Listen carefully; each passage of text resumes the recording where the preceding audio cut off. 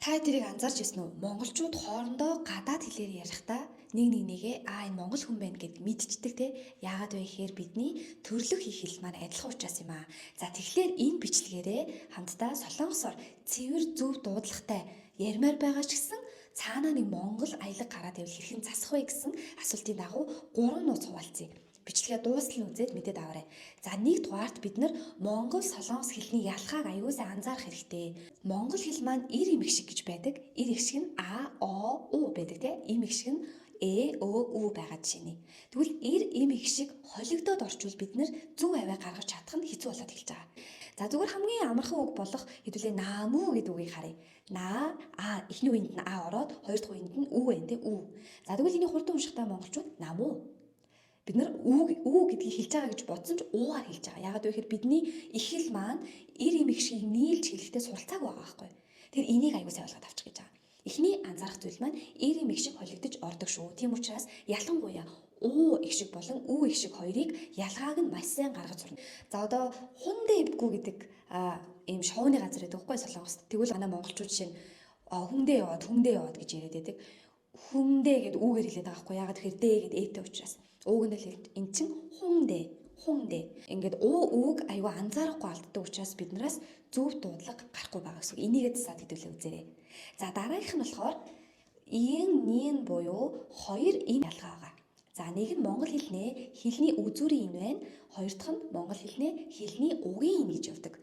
За энэ нь нийн гэж ярина. Тэгэхээр дахиад монгол хэлнийхээ ялгааг маш сайн анзаарах хэрэгтэй болчихж байгаа. Монгол хэлэнд ямар үед хэлний үзүүрийн ин үсэг хэлэгддэг вэ гэхээр араасаа их шиг орсон тохиолдолд хэлэгдэж байгаа гэсэн үг.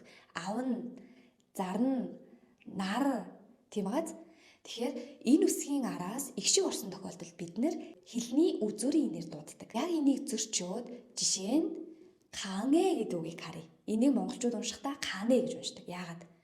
За дэвсгэр үсэг маань ууг нь хэлний угийн ин буюу ийн байгаа боловч араас нь их шиг орчингууд бид нар хэлний угандаа гэдгээ хэлчихэд араасаа их шиг залхахаараа шууд хэлний үзүүрлүүгээ канэ гэд хазаад хэлж байгаа байхгүй.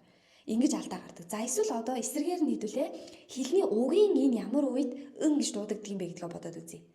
Үгийн төгсгөлд тийм ээ ган 100 үгийн төгсгөлд хэлний угийн инээр уншигдаж байна. Хоёр дахь тохиолдолд нь араасаа гүйгүүлэгч орсон тохиолдолд хэлний угийн инээр уншигдаж байгаа. Ганган тийм байгааз. За тэгсэн чинь солонгос хэлэнд хэдүүлээд чинь хан гүг гэдэг үгийг харъя. Энийг хан гэд эхлээд хэлний үзүүрийн ин байгаа боловч ардлын үеийн гүйгүүлэгчээр эхэлчихэнгүүт бид нар хангүг гэд дутуу уншдаг. Хан гэд хаан хэлэгдээд байгаа. Хэлний хоолойд буюу угийн инээр хэлэгдээд байгаа.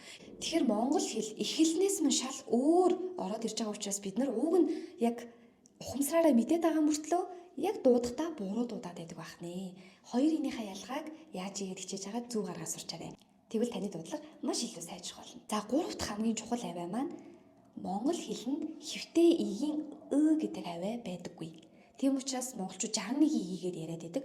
За тэгвэл бодъё л доо 61 ий чинь ууг нь бол зүгээр л 90 үгэнд ордог урт юм шүү дээ тий. Аавын ээжийн ингээ хоёр ий байгаа мөртлөө зүгээр л аавын ингээ 90 үгэнд орж байгаа болохоор бид нар 61 ийг бичдэг. Тэрнээс биш дуудлагын ялгаа байхгүй. Тийм учраас 61 игээр хэвтээ ийг битээ тэмдэглэж байгаарай. За тиймээс монгол хэлний авианд байхгүй учраас бид нар энийг яаж гаргах вэ гэхээр за и их шиг амны хайрцагаас гарахдаа яг хэвтээгээрээ гарна гэж тооцно. За амны хайрцагаа зөв гаргахын тулд яг гоё нэг сайхан инээгээд урал маань дээшлээд яг хэвтээгээр болгоод хэлэх гэж оролдоно гэсэн үг байна. Харин босоо юм маань яг монгол хэлний и үсэг байна. Тэгэхээр энэ хоёрын ялгааг хэдүүлээ маш сайн гарах ёстой. Крим, сарам тийм үү?